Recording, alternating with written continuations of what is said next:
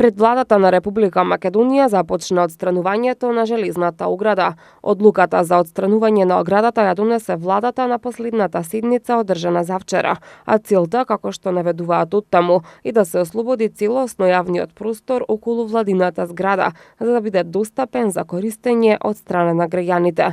За одстранување на оградата, според владиниот портпарол Миле Бошњаковски, нема да се трошат пари од граѓаните, туку ќе се искористат внатрешните ресурси, односно постојните капацитети на службите во рамки на владата.